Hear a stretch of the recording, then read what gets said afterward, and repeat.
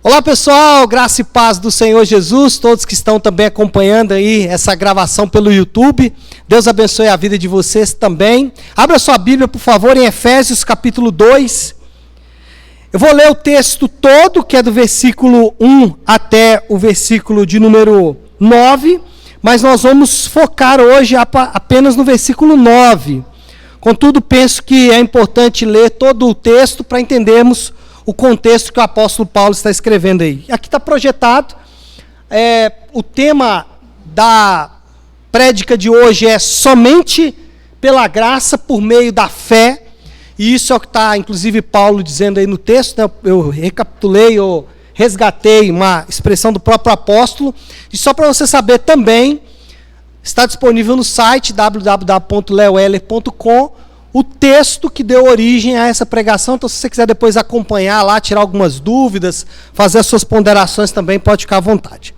Efésios capítulo 2, a partir do verso 1, diz assim o texto bíblico: Vocês estavam mortos em suas transgressões e pecados, nos quais costumavam viver, quando seguiam a presente ordem deste mundo, e o príncipe do poder do ar, o Espírito, que agora está atuando nos que vivem na desobediência.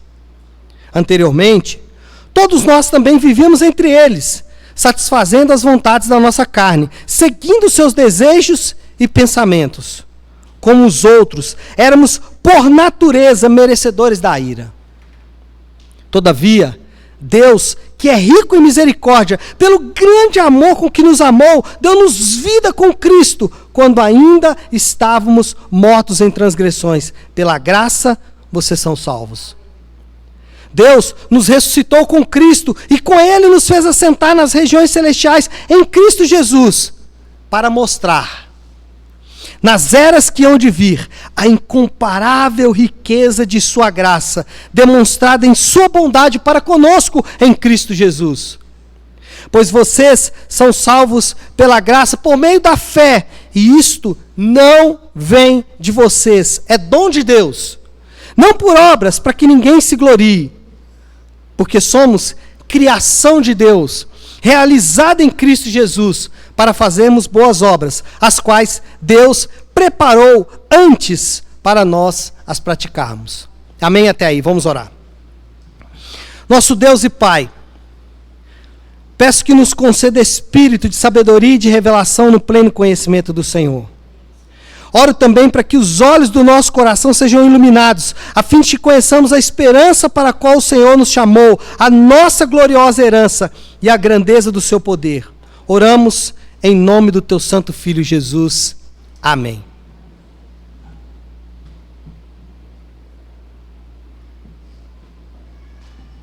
Eu acho que hoje eu vou precisar de mais água, porque o radiador hoje está fervendo, viu?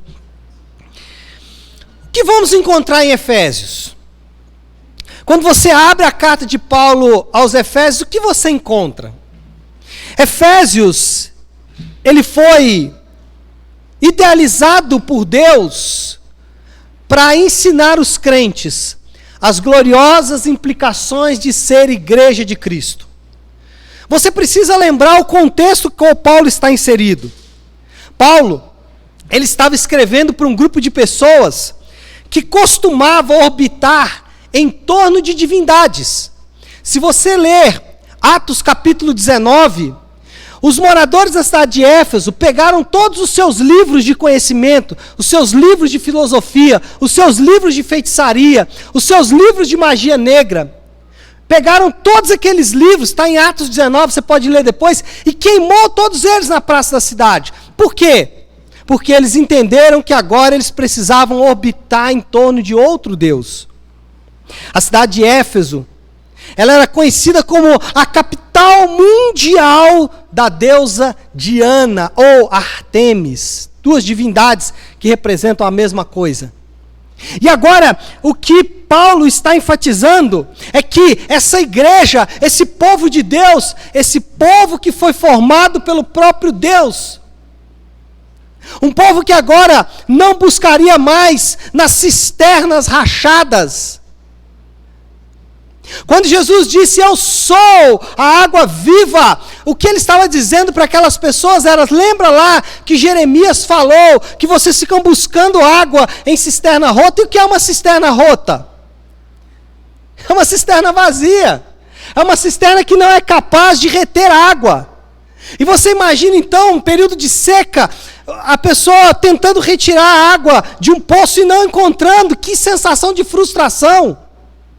E Jesus disse, olha, eu sou a água viva, ou seja, sempre que vocês me buscarem, vocês vão encontrar água. E o que Paulo está fazendo aqui é enfatizando que a igreja, ela existe por obra exclusiva de Deus. Falando do texto propriamente dito, esse texto agora específico, fiz uma imagem geral da carta, agora eu vou tratar do texto. Até esse ponto, nós já tratamos aí dos versículos, até o versículo 7, já falamos de cada um deles. Mas o que temos aí, de forma bem resumida, é que Paulo descreve a reversão gloriosa de Deus. Ele diz, olha, vocês estavam mortos, escravizados e condenados, mas agora, vocês estão vivos, vocês têm comunhão com Deus, e vocês estão justificados. Mas cada um desses aspectos, cada uma dessas descrições, elas apontam para a obra exclusiva de Deus. E por que é a obra exclusiva de Deus? Porque os mortos não podem reviver por vontade própria. O morto não pode receber vida, a não ser que alguém dê vida para ele. Além disso, os condenados não podem se livrar da justiça por vontade própria. Eles precisam de um advogado, de um intercessor, de um moderador, de um mediador. E os que estavam escravizados, eles precisam que alguém compre a alforria deles. Ou pelo menos que declare a sua alforria. Então, para não deixar qualquer dúvida sobre o fato de que o que nós estamos tratando é obra de Deus exclusiva, para não deixar qualquer dúvida, o apóstolo Paulo, na sua conclusão, ele diz, pois vocês são salvos pela graça, por meio da fé, e isto não vem de vocês, é dom de Deus, não por obras, para que ninguém se glorie. Irmãos, o que Paulo está dizendo aqui, é que nós nunca devemos pensar na salvação, nós nunca devemos pensar na vida cristã. O que Paulo está dizendo aqui é que a vida cristã não pode ser pensada como se fosse uma interatividade entre Deus e nós. A vida cristã não pode ser pensada como se Deus concedesse graça e nós entramos com a fé inerente. Não é isso que o texto está dizendo. E eu sei que o meu lado mestre quer instigar você quer pensar isso nessa manhã, porque nós somos condicionados a pensar que existe essa interatividade. Alguns indivíduos chegam a dizer que é como se fosse uma espécie de jogo de damas, onde Deus mexe uma pedra e você mexe uma pedra ao contrário. Não é. O versículo 7 diz que isso é uma exibição da glória de Deus. E para não deixar dúvidas, Paulo diz, pois vocês são salvos pela graça, por meio da fé, e isto não vem de vocês, é dom de Deus. Não existe essa interatividade. O texto inspirado é claro, estávamos mortos, escravizados e condenados, e Deus, somente Ele, precisaria agir de maneira definitiva e unilateral para alterar a nossa condição. Estávamos mortos, condenados e escravizados, e se Deus não agisse, nós continuaríamos lá, mas Deus agiu, glória a Ele por isso. Temos, pois, que entender que o isto do versículo, ele não se refere apenas ao aspecto anterior, mas o isto se refere à frase toda, ao parágrafo todo. Deixa eu refazer isso aqui. O isto não se refere somente à frase anterior, mas o isto se refere a tudo que está no parágrafo. Os crentes são salvos pela graça de Deus mediante a fé, e a totalidade deste glorioso evento é dom de Deus, é presente de Deus. Calvino, ensinando sobre essa passagem, ele disse algo que queimou meu coração. Ele disse assim: não deveríamos, pois, manter silêncio acerca do livre-arbítrio, das boas intenções, das preparações inventadas, dos méritos e das satisfações? Ele está dizendo assim, não deveríamos excluir essas coisas. O livre-arbítrio, as boas intenções, as preparações inventadas, eu sinceramente não sei o que ele quis dizer com isso, né? Os méritos, as satisfações, não deveríamos excluir tudo isso, ele diz. Aí ele continua dizendo, nenhum desses elementos deixa de reivindicar a participação no louvor da salvação dos homens. Sabe por que isso tem que ser excluído? Porque senão o louvor vai ser dos homens. Calvino está dizendo, tire o livre-arbítrio, tire as boas intenções, tire os méritos, tire as obras, porque senão o louvor vai ser do homem. E aí ele finaliza dizendo, de modo que o louvor devido à graça, no dizer de Paulo, não seria integral. Ou seja, se dermos um pingo de louvor para o homem, o louvor que é todo de Deus será retirado. E aí ele finaliza dizendo, a fé, e aí um pouco mais à frente no parágrafo de Calvino, ele diz assim, a fé, pois, põe diante de Deus um homem vazio. A fé, pois, põe diante de Deus um homem vazio, para que o mesmo seja enchido com as bênçãos de Cristo. E aí surge uma pergunta. Se a fé é um dom de Deus, qual é a minha participação na salvação?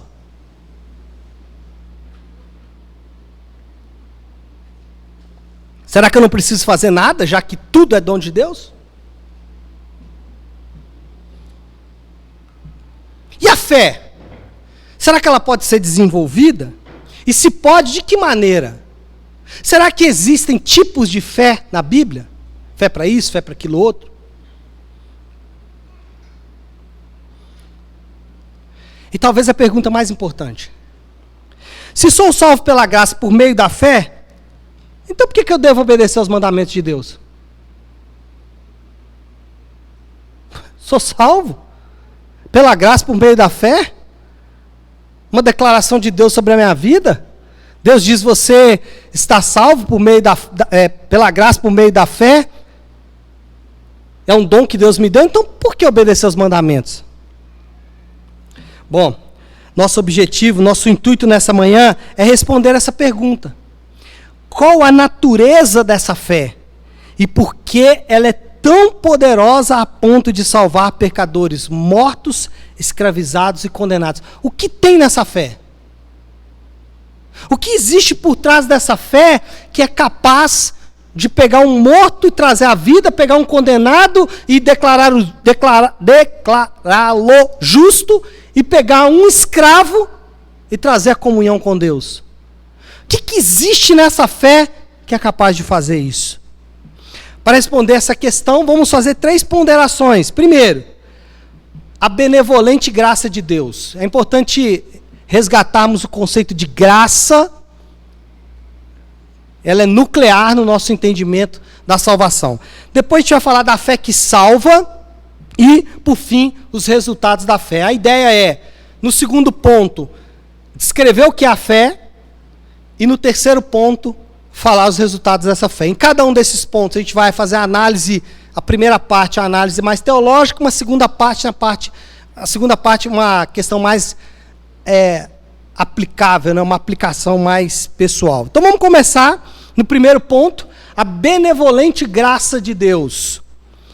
E daqui a pouco eu vou falar para vocês porque eu usei essa expressão benevolente graça. Versículo 8, pois vocês são salvos pela graça. Essa expressão salvos pela graça é muito comum na linguagem paulina.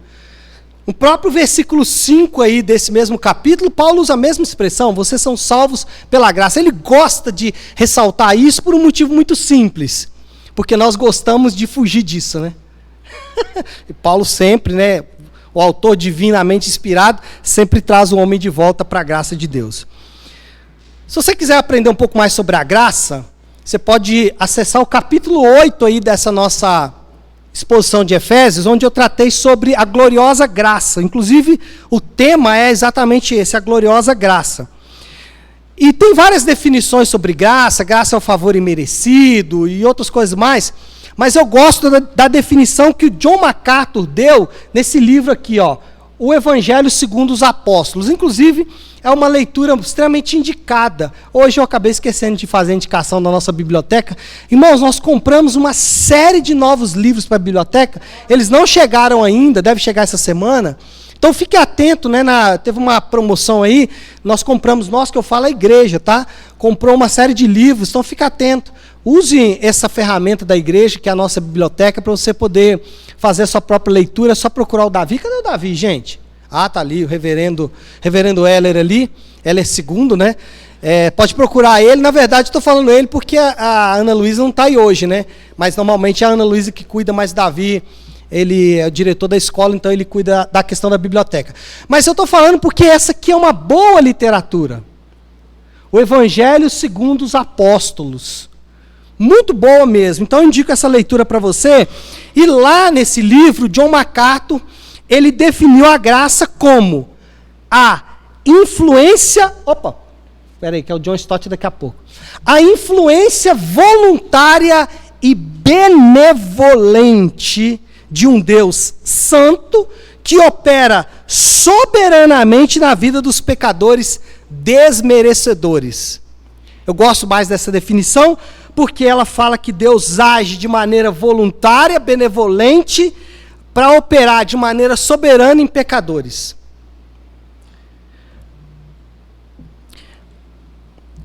Paulo, ele usa duas expressões que reforçam o seu ensino. E essas duas expressões são negativas. Ele diz assim: não vem de vocês, é dom de Deus. E depois ele diz assim: não por obras, para que ninguém se glorie.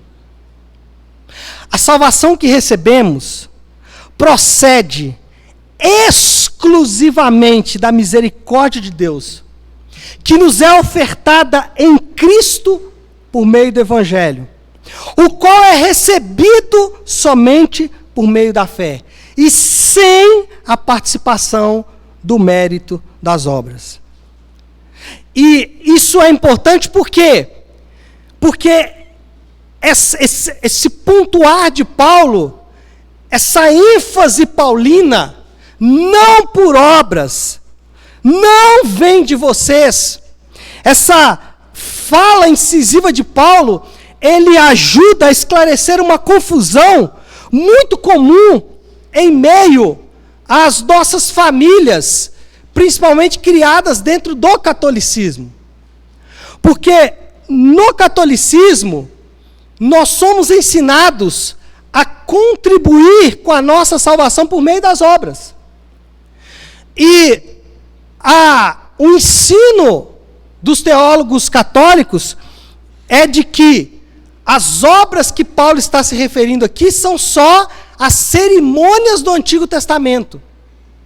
Então, para o entendimento desses teólogos, quando Paulo diz que nós não somos salvos pelas obras, ele está dizendo que é apenas as cerimônias do Antigo Testamento.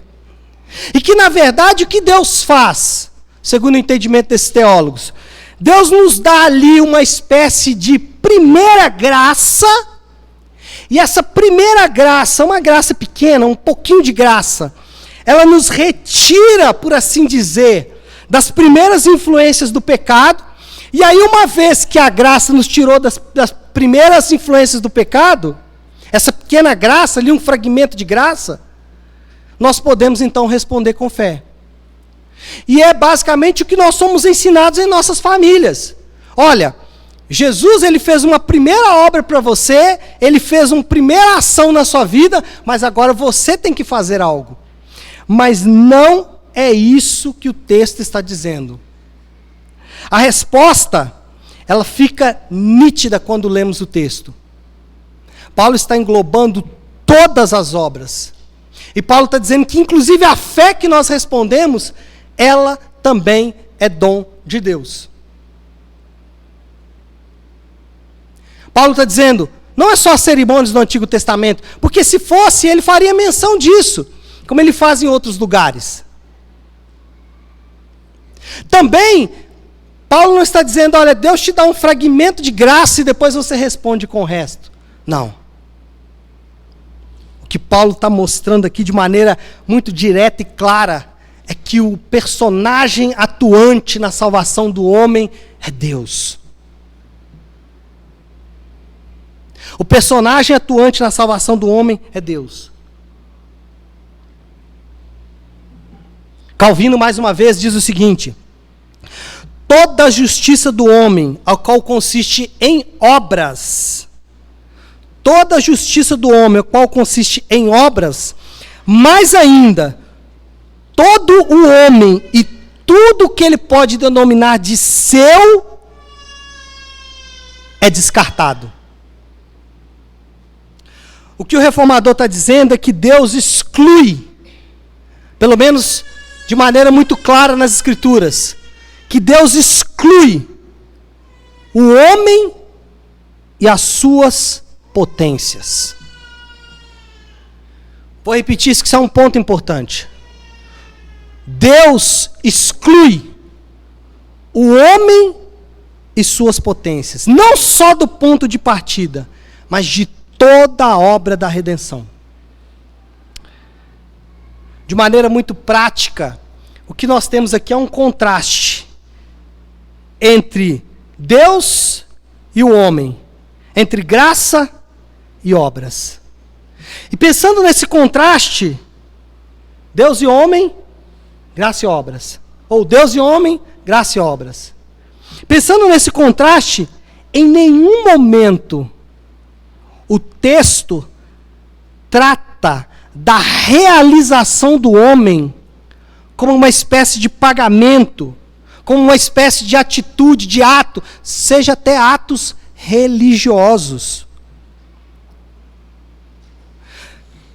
Em nenhum momento o texto fala o seguinte: seja caridoso, que você vai ser salvo. Sabe o que o texto apresenta com esse contraste? Deus, homem, graça e obras. Sabe o que o texto mostra? É que não existe lugar para o mérito humano em parte alguma da passagem. Leia a passagem de novo. Leia a passagem com atenção.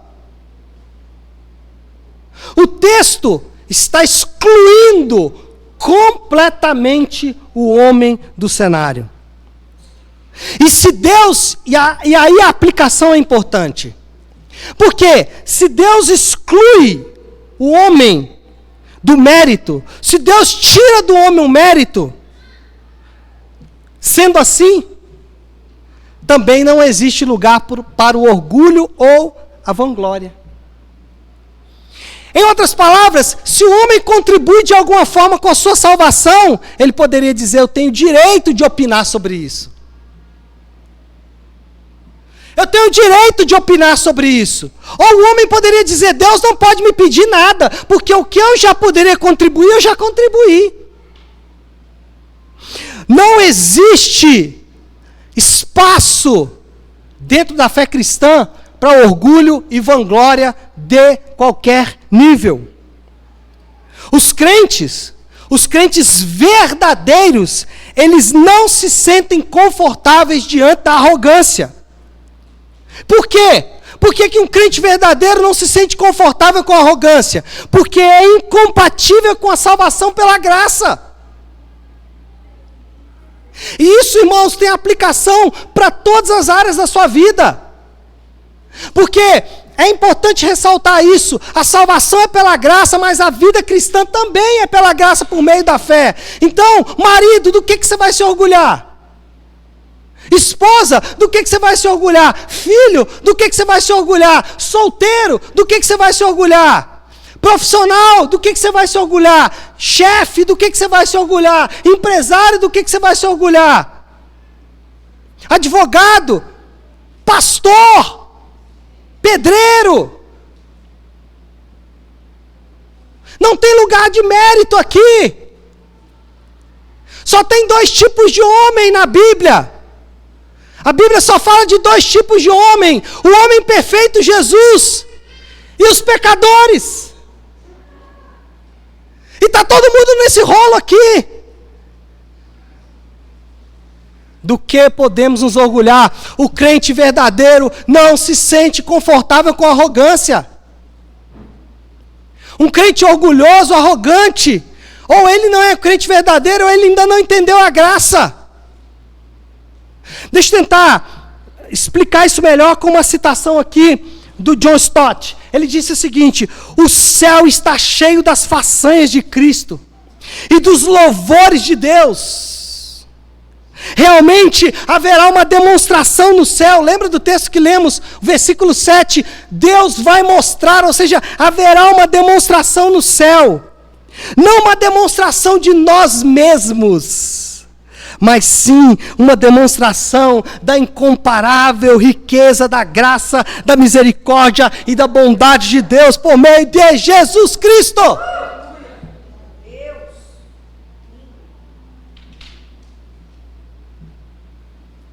No céu ninguém vai mostrar suas boas obras. Olha, dei comida para os pobres. E não que isso não seja errado, deve ser feito. Mas isso não conta. No céu os anjos dão glória, os salvos dão glória. A quem? Ao Cristo crucificado. A graça, portanto, é a misericórdia de Deus benevolente e voluntária concedida aos que não merecem. E a fé? Pastor, o tema não é a fé?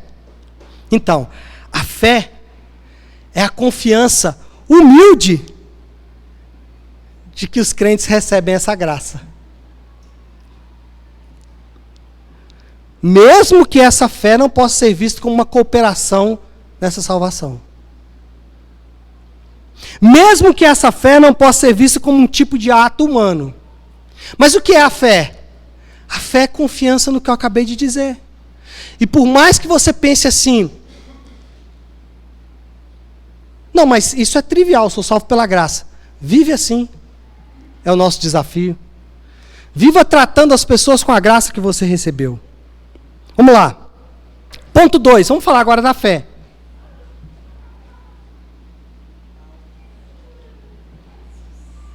A fé que salva.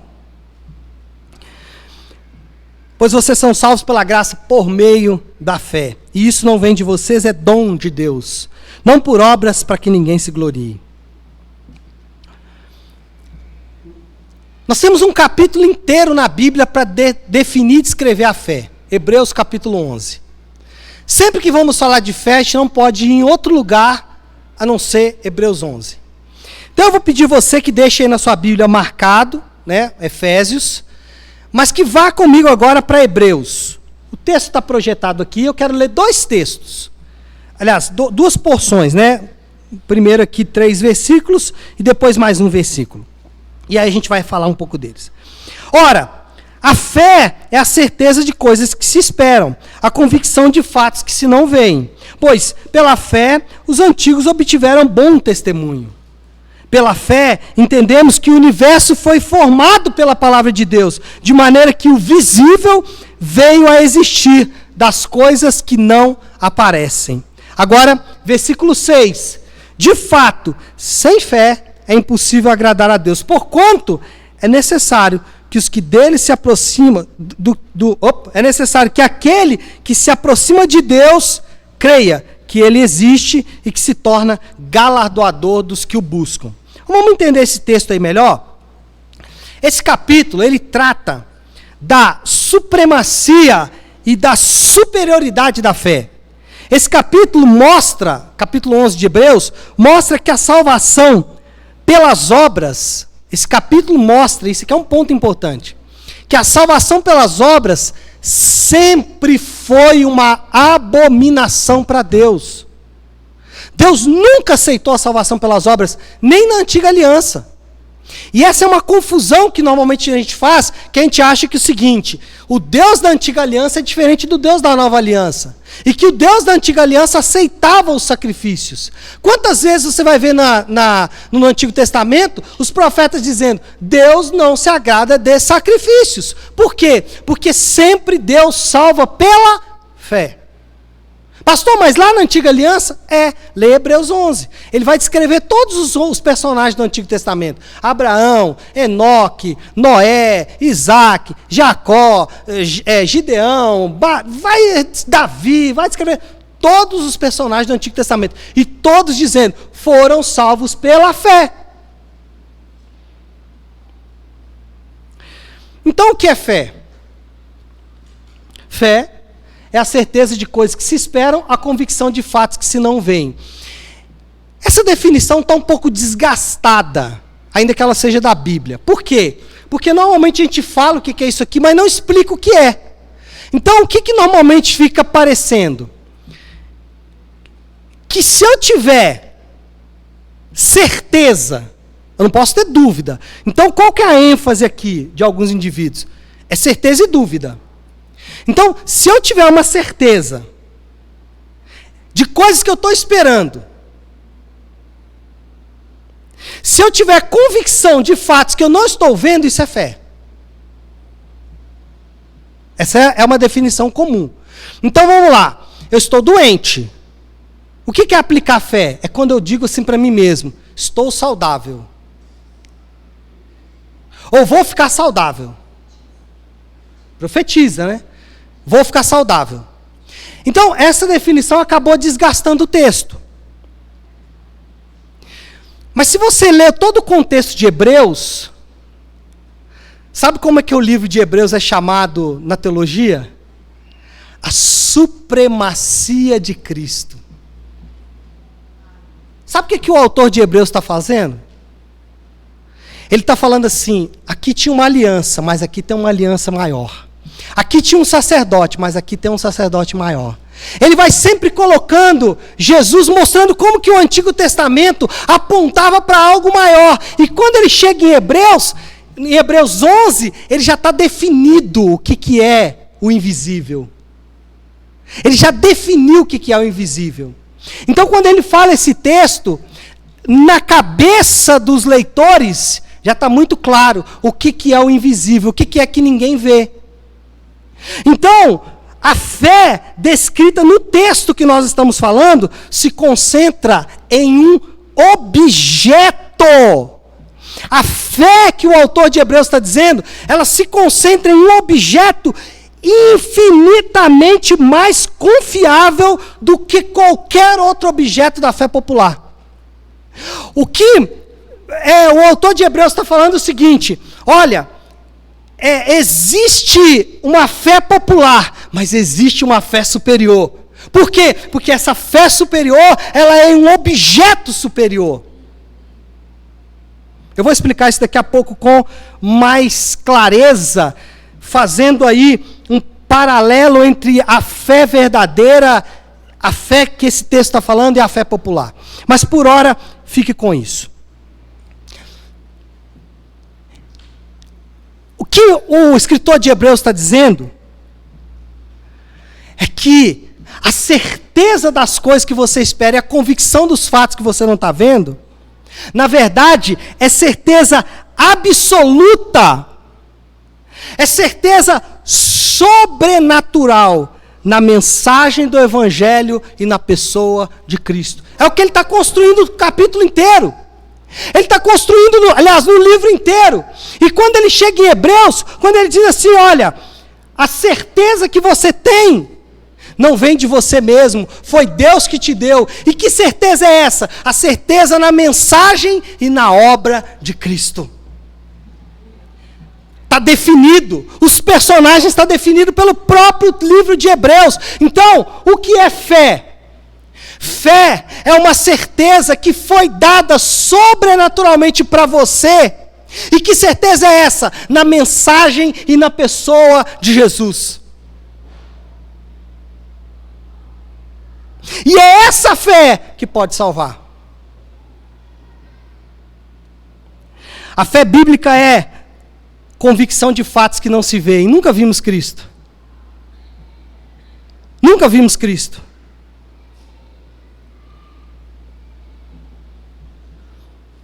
Mas cremos que Ele viveu, morreu, ressuscitou. Cremos nele e obedecemos a Ele. Essa fé que eu estou dizendo não é igual à fé popular, que normalmente se sustenta em algum objeto que não é necessariamente confiável. E que, em última análise, se sustenta no poder da própria fé. Então, essa fé que o autor de Hebreus está dizendo, a fé exigida, a fé esperada como dom de Deus, essa fé é muito diferente da fé que a gente vê por aí. Por exemplo, tem muita gente que tem fé na fé. Você fala assim com a pessoa, você começa a pregar o evangelho para ela e fala assim, você precisa crer em Deus. Ela fala, mas eu creio. Ela chega a dizer assim, eu tenho muita fé em Deus. Ela está confiando em quem? Na fé dela. Isso é chamado de fideísmo, fé na fé. Mas a coisa pode piorar. Fé nos espíritos. Eu acredito em Cristo, mas eu acredito nos espíritos também. Fé nos santos. Eu acredito em Cristo, mas eu acredito nos santos também. Fé na igreja. Eu acredito em Cristo, mas eu também tenho que estar, ou tenho que pertencer, ainda que isso seja importante, mas se você confiar no fato que você está na igreja A, B ou C, isso pode te salvar, isso é fé na igreja. Não é a igreja que te salva. Por isso a gente não pode ter amarras com a igreja A, B ou C. Enquanto a igreja for bíblica, verdadeira, eu continuo filiado a ela. No momento que ela deixou de ser verdadeira e bíblica, eu estou fora. Foi isso que os reformadores fizeram. No romanismo, defende o quê? Sucessão apostólica. Os reformadores falaram assim, não é porque vocês vieram lá supostamente de Pedro, vocês são verdadeiros, vocês estão desobedecendo a Deus. O que mais? Fé no governo. Teve muita gente que no ano passado quase perdeu a fé, né? Fé no governo. Então, se tiver o governo certo, eu estou salvo. Mas a coisa pode piorar. Fé nas palavras. E a pessoa ainda diz assim, não, por via das dúvidas, né, pastor? Vou falar. Ô, irmão. E agora tem um novo tipo de fé nas palavras, que ele acrescentou um elemento. Que eu tenho que postar na internet também. Né? Irmãos, eu falo essas coisas às vezes para provocar vocês. Para colocar você para pensar o quanto é infantil a nossa fé às vezes. Irmãos, fé é a confiança irrestrita em Deus que fez as promessas, e não esperança incerta em algo que pode ou não acontecer no futuro. Esse tipo de fé não acontece por acaso. Esse tipo de fé, a fé bíblica, ela não é o resultado de uma busca intelectual. Esse tipo de fé, ela é implantada em nossos corações pelo Espírito Santo no momento em que ouvimos a mensagem do Evangelho. Esse tipo de fé sobrenatural, ele surge no nosso coração no momento em que a glória de Cristo é revelada para nós mesmos e algo dentro de nós quebra as resistências, quebra as barreiras, e a partir daquele momento a gente passa a crer somente em Jesus de maneira irrestrita.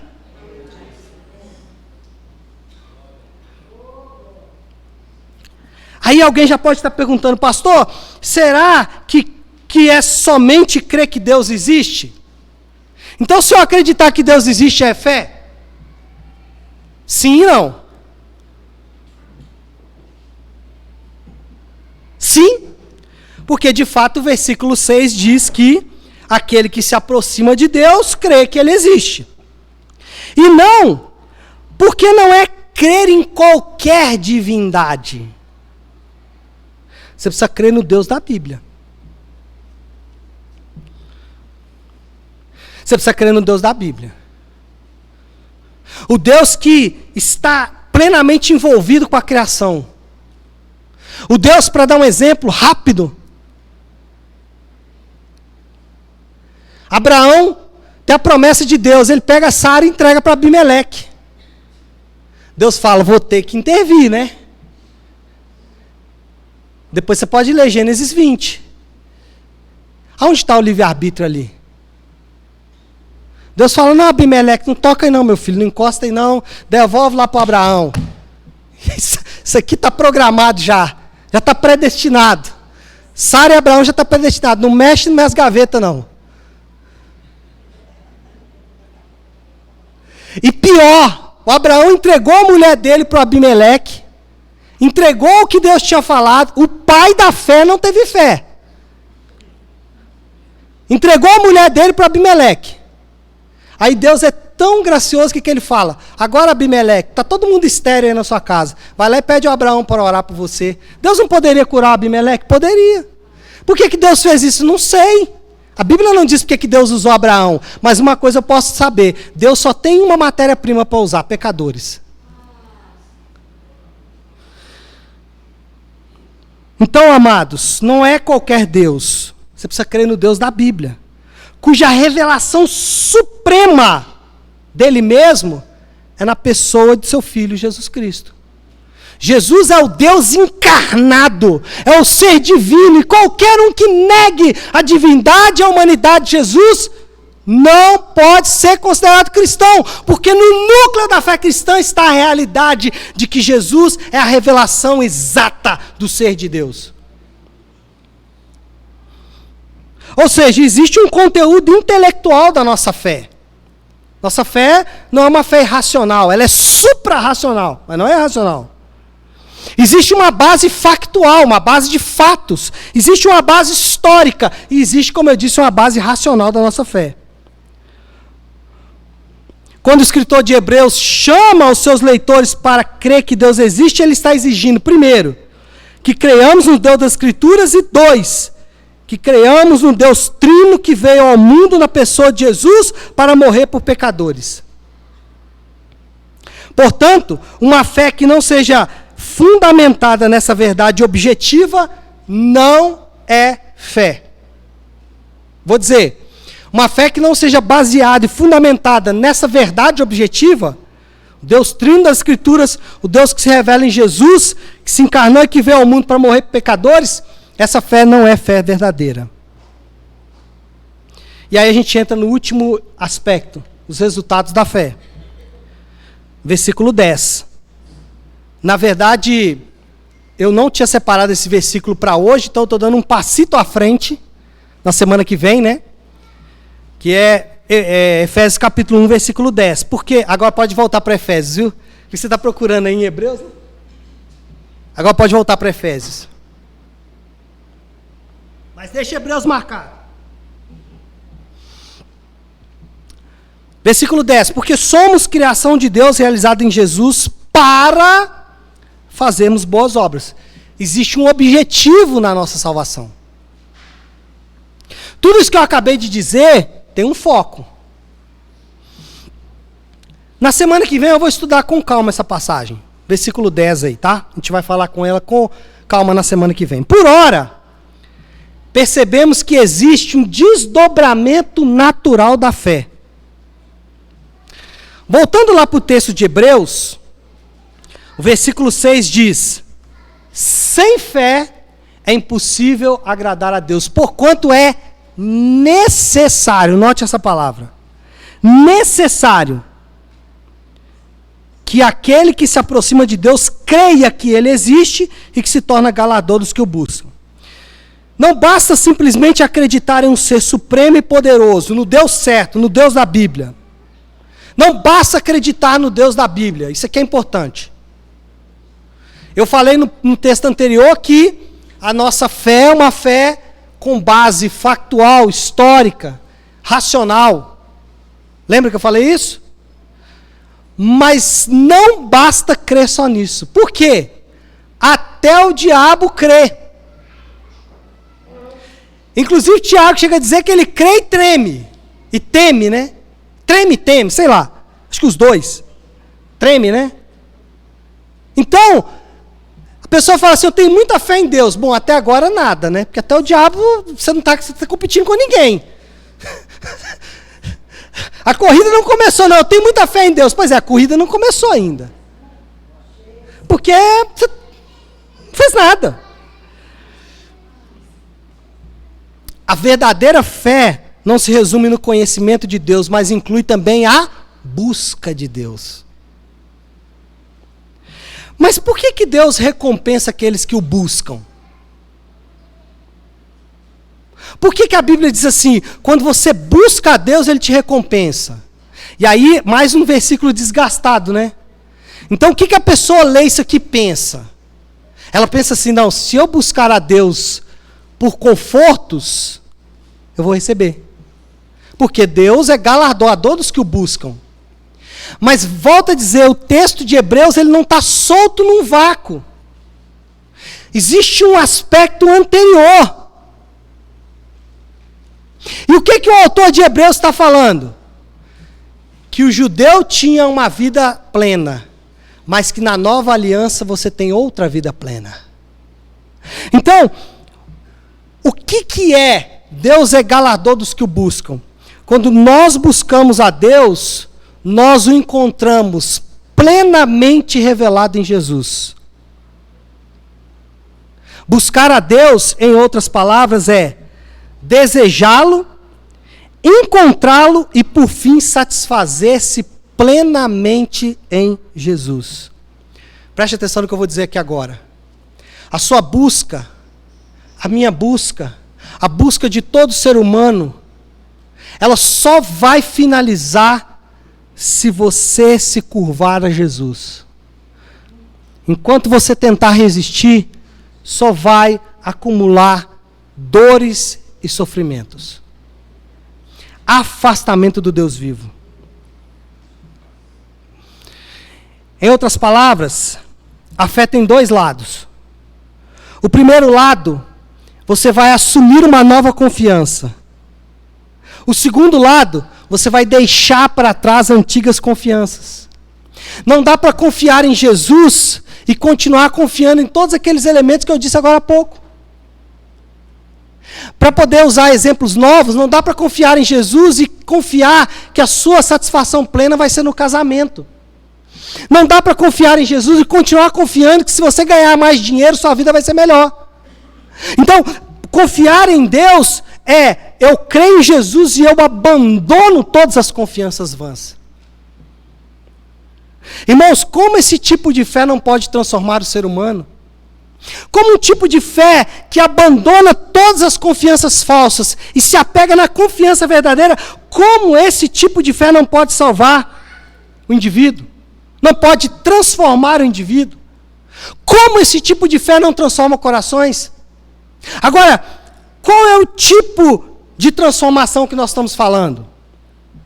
Será que a transformação que estamos falando é do tipo doente para saudável? Será que a Bíblia diz que é um tipo de transformação de pobre para rico? Será que é isso que a Bíblia está falando? Então, qual é o tipo de transformação que estamos falando? De acordo com a Bíblia, Deus transforma O coração que crê em um coração obediente. Isto é, em um coração que deseja obedecer e que obedece, porque está comprometido com Jesus. A transformação que nós estamos falando é o seguinte: eu creio em Jesus, e crer em Jesus me leva a obedecer, e eu obedeço porque eu estou comprometido com aquele que eu creio. Irmãos, não existe fé se não existe obediência. Não existe fé se não existe compromisso, pacto, aliança. Não existe fé se não existe transformação na vida daquele que confia em Deus. E é exatamente isso que nós vamos encontrar no restante do capítulo 11 de Hebreus. No capítulo 11 de Hebreus, o que vai mostrar? Que aqueles que creram, eles tiveram suas vidas transformadas em um coração desobediente, obstinado e rebelde, para agora um coração obediente, um coração terno, um coração bondoso e um coração que ama a Deus. Leia o texto de Hebreus. O que nós estamos mostrando aqui é que existe um resultado inerente na fé. Existe um resultado natural na fé. Não adianta falar que crê em Deus se você não abandonou as outras confianças, se você continua amando o dinheiro, amando o sexo, amando os deuses falsos, amando as religiões falsas, amando aquilo que te afasta de Deus. Não é fé de fato. A fé verdadeira é: eu creio em Jesus e em Jesus somente, abandono todas as minhas confianças e obedeço somente a Ele.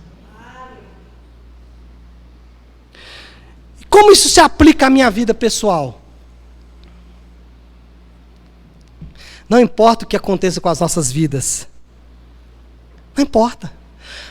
Nós nos agarramos em Cristo com amor.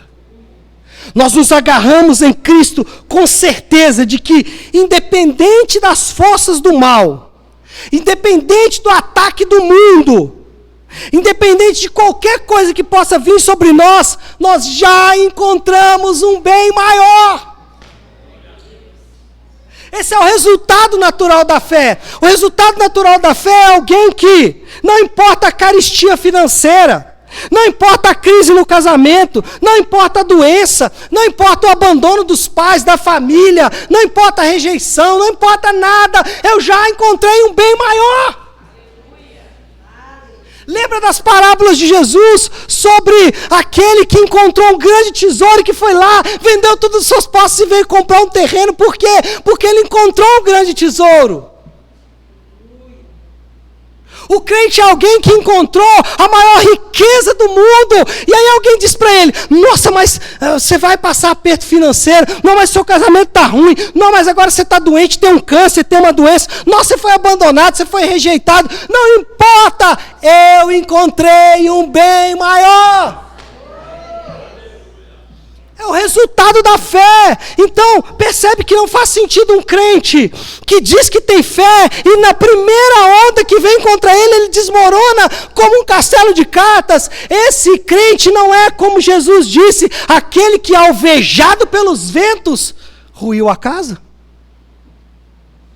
Agora, uma vez que você está na rocha, você está plantado em Jesus, encontrou um bem maior, vento, tempestade, não é nada. Tudo isso.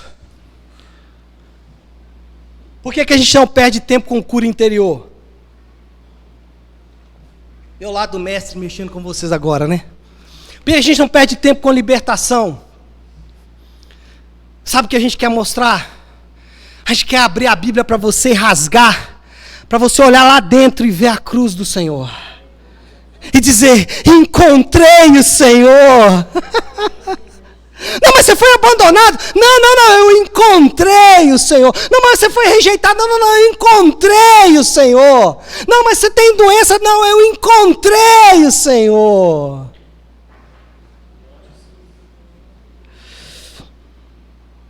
Irmãos, conforme as Escrituras, o estado do nosso coração inevitavelmente será revelado por seu fruto. O fruto que nós mostramos mostra como está o nosso coração. Por último, não podemos confundir fé com obras. Apesar de estarem intrinsecamente ligadas, elas são diferentes umas das outras. Fé e obras são diferentes. John MacArthur resumiu isso bem, voltando ao John MacArthur. Ele diz o seguinte: obras de fé são consequências da fé, não componente desta. Fé é uma reação totalmente interna e, portanto, está completa antes mesmo de produzir a sua primeira obra. Uau!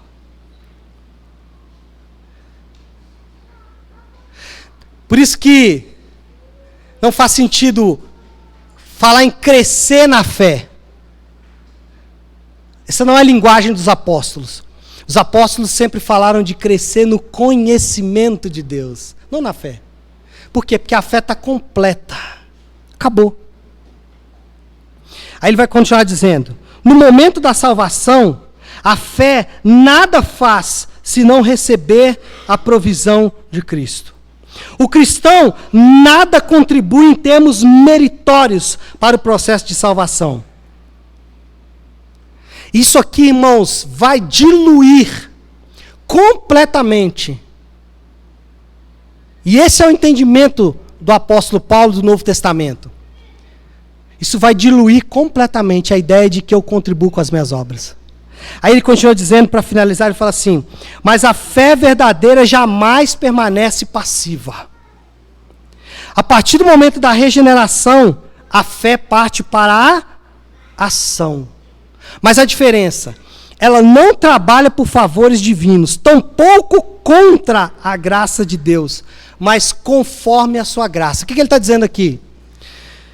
Que o crente é salvo, recebe plenitude de fé, plenitude de graça, é um poder, não é uma substância, não é como água que eu posso usar e ter que reabastecer, não, é um poder. Fé e graça, tocaram no crente. Como eu sei? Como um raio, um relâmpago, tocou. Como eu sei que tocou? Que aquele que foi tocado por aquele raio, por aquela graça, por aquela fé, parte imediatamente para a ação.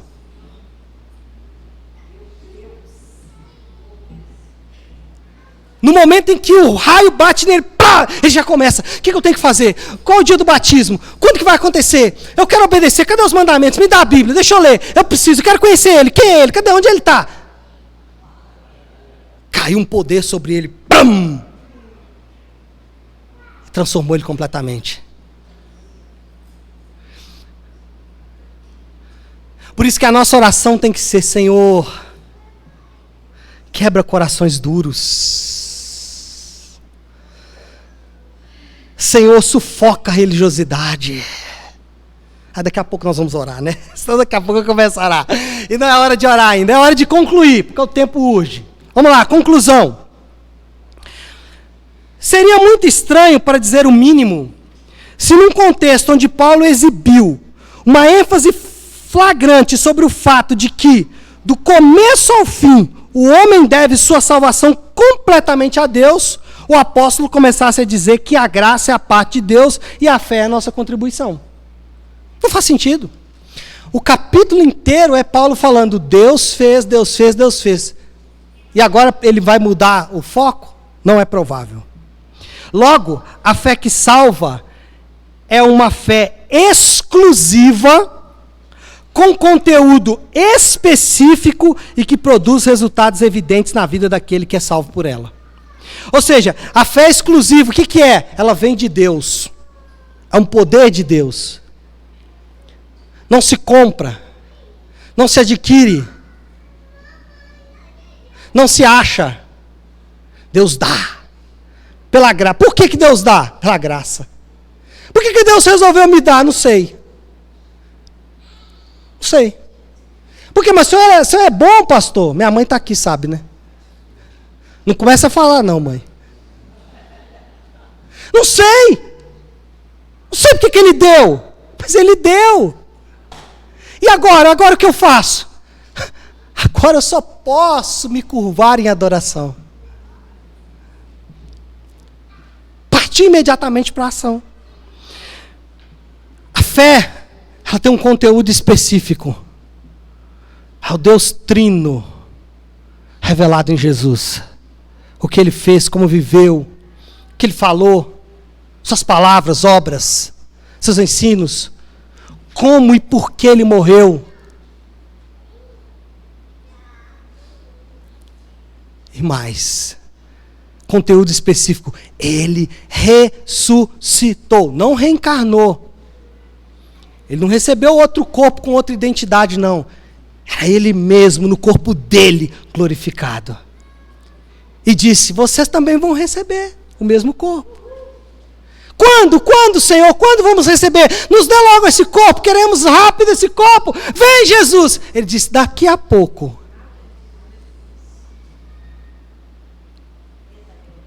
Eu gosto do texto que eu li em Hebreus essa semana. Hebreus não, que Hebreus? Estou com Hebreus na cabeça. Gênesis. Deixa eu achar aqui. Não está no meu anotação, não. Aí eu gastando meu tempo, mas vai valer a pena. Ó.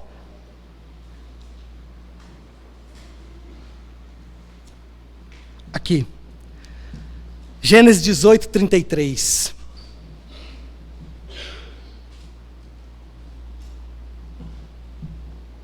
Gênesis 18, 33. E tendo acabado de falar com Abraão, o Senhor partiu e Abraão voltou para casa. O que Deus foi fazer? Ele, o texto bíblico diz, foi destruir 2 cidades, Sodoma e Gomorra. Mas Abraão, para onde Abraão foi? Para casa. Sabe o que isso me lembra? Que daqui a pouco, preste atenção que isso aqui é importante. Daqui a pouco tempo, o pavor do Senhor invadirá a terra. O pânico, o terror, nada comparado com nada que nós vimos, guerras, terremotos, nada se compara. O Rei da Glória virá pedir contas. E será um dia de pânico e pavor para muita gente, como foi para os moradores de Sodoma e Gomorra. Mas Abraão voltou para casa. Mas aqueles que estão em Jesus vão voltar para casa. Aleluia. Se sou salvo pela graça, então por que eu devo obedecer aos mandamentos de Deus? Essa é a pergunta que fizemos lá no início. E a resposta pode ser dada em 3 considerações finais. Primeiro, a graça não é a parte de Deus e a fé é a nossa contribuição. O que eu aprendo aqui é que toda a vida cristã deve ser vivida pela graça. Então, acordou amanhã cedo, Senhor, que sol bonito, graças ao Senhor por isso. Que nuvem, que chuva.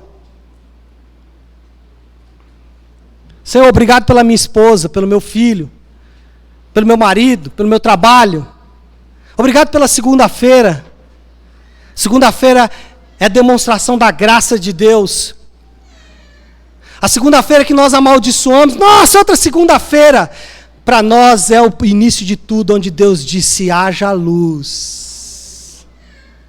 Para nós a segunda-feira é Deus nos lembrando que um dia Ele criou todas as coisas e Ele começou no primeiro dia. Hoje nós estamos celebrando a volta do Senhor, mas amanhã a gente celebra a criação de todas as coisas. As pessoas vão para o trabalho arrastando, mas o crente vai feliz da vida, sabe por quê? Porque ele encontrou o Senhor. A vida cristã é vivida pela graça. Segunda consideração final, fé é confiança plena e absoluta somente em Jesus. E a fé viva sempre se manifesta em mudança de comportamento. Grave essa frase. O estado do nosso coração inevitavelmente será revelado pelo fruto. Coração ganancioso, obstinado, rebelde, orgulhoso, vai dar o fruto. Feche seus olhos. Já quero encerrar aqui com o pessoal do YouTube, Jean. Só aí, Deus abençoe, fiquem com Deus. Uma semana abençoada para todos.